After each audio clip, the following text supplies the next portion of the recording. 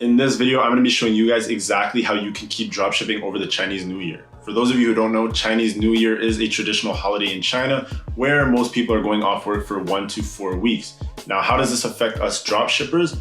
Well, if factories are closed for 1 to 4 weeks, who's going to fulfill our orders, right? Now, if orders aren't getting fulfilled, customers are going to start complaining and filing in chargebacks.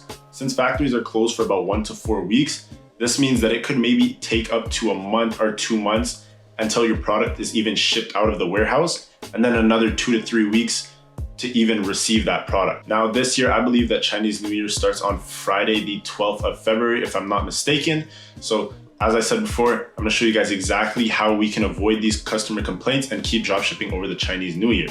Now, for those of you who do wanna connect with me one-on-one, the link to my Telegram group chat is down below. This is a free group chat where you can interact with like-minded entrepreneurs. And for those of you who do want to book a one-on-one consulting call, I also have the link for that down below.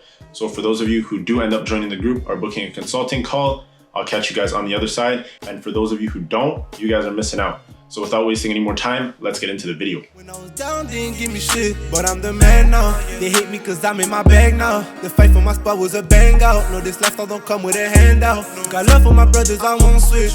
Wanna see my niggas dumb rich.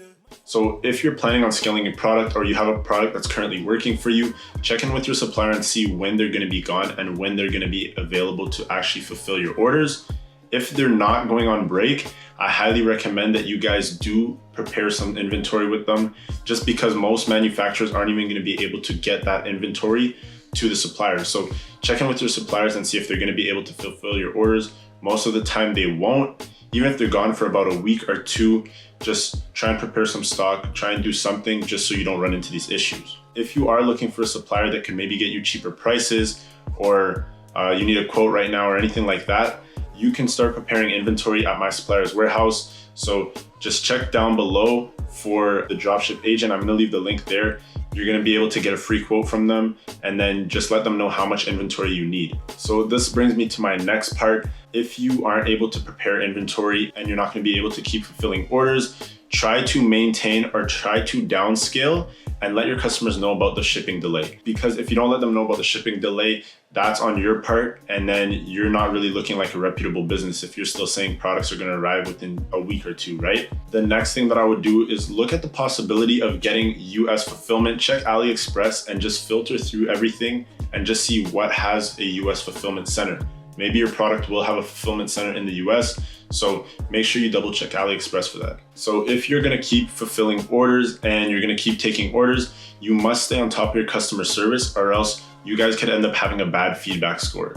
So like I said, let people know on your website that there's gonna be a delay in shipping due to a holiday at your warehouse or anything of that sort, but stay on top of your customer service, answer your emails, or you're gonna get chargebacks. Everybody knows that a large amount of chargebacks could lead into a payment processor hold or a payment processor ban, and that is probably one of the worst things that could happen to you if you are doing large numbers and you're scaling very hard. This could be very detrimental to your business. Your Facebook page could go down, your business manager could get banned, your ad account could go down, and you could get PayPal or Stripe processing holds.